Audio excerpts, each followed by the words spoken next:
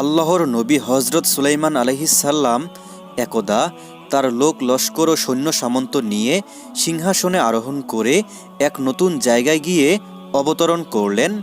সেখানে অবতরণ করা মাত্রই তিনি শুনতে পেলেন পিপিলিকার রাজা চিৎকার করে বলছে, হে পিপিলিকার দল, তোমরা অতি সত্বর নিজ নিজ গর্তে গিয়ে আশ্রয় গ্রহণ করো, কারণ সুলাইমান আলাইহিসসালাম তার সৈন্য সামন্ত নিয়ে এখানে এসে পৌঁছে গেছেন। তার সেনাবাহিনী অলক্ষ্যে হয়তো তোমাদেরকে পদদলিত করে ফেলবে। হজরত সুলাইমান আলাইহিসসালাম পিপিলিকার কথা শুনে হাসলেন এবং বললেন, ক্ষুদ্র প্রাণী পিপিলিকার রাজা এতটা সতর্ক ও দয়াবান তা আমি কোনোদিন ভাবিনি। তিনি তখন পিপিলিকার রাজাকে হাতে তুলে নিয়ে জিজ্ঞাসা করলেন, তুমি তোমার প্রজাদের প্রতি এতটা মেহেরবান কেন? এবং আমার সম্পর্কে যে উক্তি করেছ তাতে মনে হয় আমি প্রাণীকুলের উপর জুলুম করে থাকি। আমার উপর এভাবে দোষারোপ কেন করলে? পিপিলিকার রাজা তখন উত্তরে বলল, হে আল্লাহর খলিফা, আপনি আল্লাহ তাআলার শ্রেষ্ঠ নবী, তাই আপনার দায়িত্ব অনেক বড়।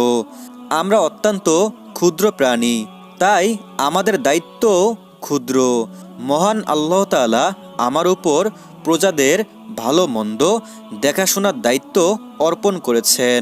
সেই হিসেবে তাদের সুখে আমিও সুখী এবং তাদের দুঃখে আমি অস্থির হয়ে পড়ি। এছাড়া তাদের ভালো মন্দ তদারকি করার দায়িত্ব মহান আল্লাহ তাআলা আমার উপর অর্পণ করেছেন। এজন্য আপনার সৈন্যদের আগমন এবং তাদের অশ্ব চালানোর সময় তাদের বেখেয়ালে আমার প্রজাবৃন্দ পদদলিত হতে পারে, এই আশঙ্কায় আমি তাদেরকে সতর্ক করে দিয়েছি। সে আরও বলল, দ্বিতীয়ত, আপনাকে জালেম বলা ধৃষ্টতা আমার মাঝে একদমই নাই। শুধু আপনার সৈন্যদের বেপরোয়া অশ্ব চালানোর বিষয়ে আমি দুশ্চিন্তাগ্রস্ত হয়ে গিয়েছিলাম। আমি দুশ্চিন্তাগ্রস্ত ছিলাম যে ক্ষুদ্র প্রাণীদের বড় প্রাণীরা কোনো পরোয়া করে না, তাই তাদের অশ্ব পদদলে পিপিলিকারা পিষ্ট হয়ে যাওয়ার অতি সম্ভাবনা দেখে আমি তাদেরকে হুঁশিয়ার করে দিয়েছি। আপনাকে দোষারোপ করার কোনো উদ্দেশ্য আমার নাই। হজরত সুলাইমান আলাইহিসসালাম বললেন, তোমার কথা শুনে আমি খুশি হয়েছি। এখন বলো তো, তোমাদের পিপিলিকাদের সৈন্য সংখ্যা কত? পিপিলিকার রাজা উত্তরে বলল, পিপিলিকাদের প্রধান সেনাপতির সংখ্যা 40,000। প্রত্যেক সেনাপতির অধীনে 40,000 সুবেদার, প্রত্যেক সুবেদারের অধীনে 40,000 হাকিম এবং প্রত্যেক হাকিমের অধীনে 40,000 ফৌজদার। হজরত সুলাইমান আলাইহিসসালাম এই কথা শুনে বললেন, আচ্ছা বুঝেছি, তোমাদের সৈন্য সংখ্যা বিরাট। আচ্ছা, এখন বলো, তোমার রাজ্য ভালো নাকি আমার রাজ্য ভালো? পিপিলিকার রাজা তখন বলল, আমার রাজ্য আপনার রাজ্যের চেয়ে উত্তম, কেননা জিন দ্বারা আপনার সিংহাসন তৈরি করে সেটা বাতাসের সাহায্যে পরিচালিত করছেন। এতে বোঝা যায় আপনি পরনির্ভরশীল এবং আমার কোনো সিংহাসন নাই, তাই কারো উপর ক্ষণিকের জন্য আমাকে নির্ভর করতে হয় না। হজরত সুলাইমান আলাইহিসসালাম পিপিলিকার কথা শুনে বললেন, তোমার মাথায় এত বুদ্ধি, তোমার কথায় এত যুক্তি, এই সমস্ত শক্তি তুমি কোথা থেকে পেলে? তখন পিপিলিকার রাজা বলল, হে আল্লাহর নবী, যে মহান আল্লাহ তাআলা আপনাকে বিশাল রাজ্য এবং অশেষ বিদ্যা ও জ্ঞান দান করেছেন, সেই মহান আল্লাহ তাআলা আমার প্রাপ্য জ্ঞান এবং জ্ঞান বিদ্যা আমাকে দান করেছেন। হজরত সুলাইমান আলাইহিসসালাম বললেন, তুমি অনেক জ্ঞানের অধিকারী, অতএব তুমি আমার রাজ্য পরিচালনার ক্ষেত্রে ভুল ত্রুটি সম্বন্ধে কিছু আলোচনা করো। পিপিলিকা রাজা তখন বলল, হে আল্লাহর খলিফা, আপনার রাজ্য পরিচালনার ক্ষেত্রে ভুল ত্রুটি আলোচনা করার ক্ষমতা আমার নাই। তবে আপনি যখন আমাকে অত্যন্ত আদরের চোখে দেখেন, সেই হিসেবে সমালোচনার উদ্দেশ্য নয়, বরং আপনাকে স্মরণ করিয়ে দেওয়ার উদ্দেশ্যে আমি কিছু বলতে পারি। আপনি আল্লাহ তাআলার দরবারে রাজ্য লাভের জন্য দোয়া করেছিলেন, হে প্রভু, আমাকে এমন এক সুন্দর রাজ্য দান করো যার উপযোগী একমাত্র আমি থাকব। আমার পরে যেন কেউ আর এই ধরনের রাজ্যের অধিপতি হতে না পারে। তুমি মহান দাতা, হে আমার খলিফা। এ ধরনের এক ঈর্ষামূলক দোয়া আপনার মতো একজন পয়গম্বরের পক্ষে কত দূর সমীচীন হয়েছে তা আমি জানি না। কথাটা যে ঈর্ষামূলক তাতে কোনো সন্দেহ নাই। আপনাকে মহান আল্লাহ তাআলা বিশাল রাজ্যের অধিপতি করেছেন। জিন, পরী, আগুন, বাতাসকে আপনার বাধ্য করে দিয়েছেন। এটা অত্যন্ত আনন্দের কথা। কিন্তু আপনার পরে আল্লাহ তাআলা যদি আরও কয়েকজনকে এরূপ বিশাল রাজ্যের অধিপতি করেন তাতে আপত্তি কেন? এই আপত্তি দ্বারা কি প্রমাণিত হলো তা আপনি একবার ভেবে দেখবেন। একজন নবীর পক্ষে খুবই বেমানান। হজরত সুলাইমান আলাইহিসসালাম পিপিলিকা রাজার কথা শুনে হতভম্ব হয়ে গেলেন। তার বাকশক্তি রোধ হয়ে গেল। তিনি এ সমস্ত কথার কোনো জবাব দিতে সক্ষম হলেন না।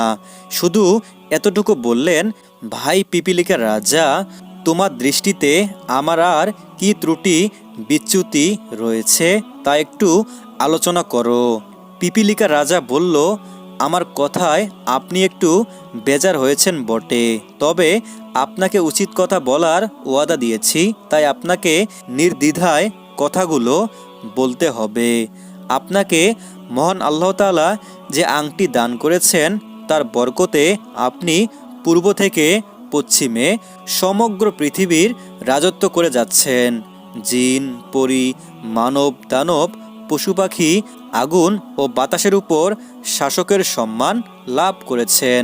সর্বোপরি বিশাল রাজত্ব ও নবুয়তি দুটো সর্বশ্রেষ্ঠ সম্মানের অধিকারীও হয়েছেন।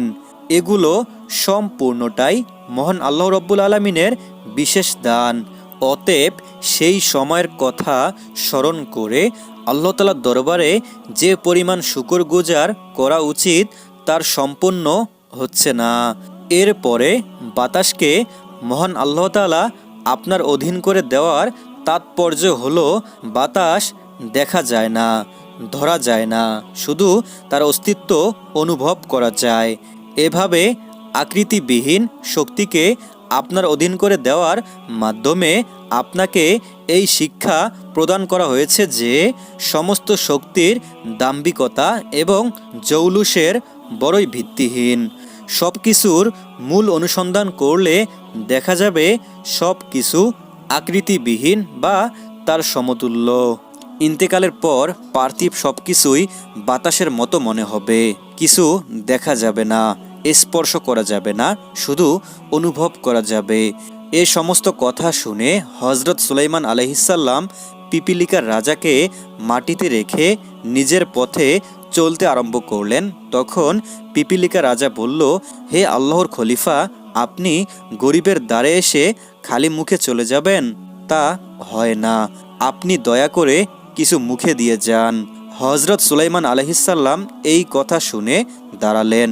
তখন পিপিলিকার রাজা তার নস্করদেরকে নাস্তা দেওয়ার জন্য হুকুম করল। অমনি তারা একখানা ক্ষুদ্র ও তুচ্ছ খাবার নিয়ে হাজির হলো।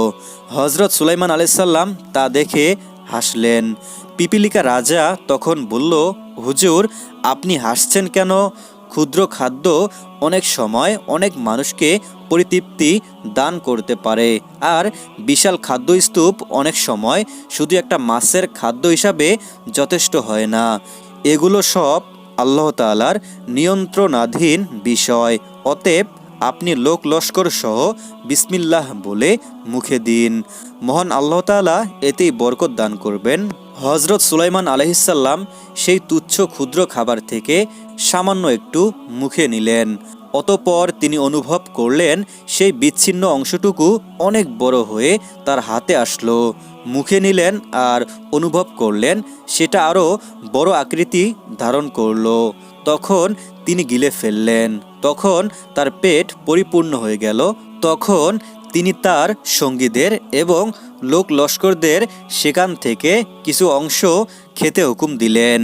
সকলেই এক চিমটি করে খাদ্য গ্রহণ করল। দ্বিতীয়বার কারো পক্ষে নেওয়ার ছিল না। কয়েক হাজার মানুষ এভাবেই খাবারের কাজ সমাধান করল। তাতে দেখা গেল সেই তুচ্ছ ক্ষুদ্র খাবারের 1/4 মাত্র শেষ হয়েছে। হজরত সুলাইমান আলাইহিসসালাম পিপিলিকার রাজার সাথে আলাপচারিতা এবং আতিথেয়তা গ্রহণ ইত্যাদি সব কিছুই মহান আল্লাহ তাআলার এক অপূর্ব পরীক্ষা বলে মনে করলেন। সুবহানাল্লাহ। প্রিয় বন্ধুরা, ভিডিওটি কেমন লাগলো অবশ্যই কমেন্ট করে জানাতে পারেন। আর এরকম ইসলামিক নিত্য নতুন ভিডিও পেতে আমাদের এই ছোট্ট চ্যানেলটি সাবস্ক্রাইব করে সাথেই থাকবেন ইনশাআল্লাহ।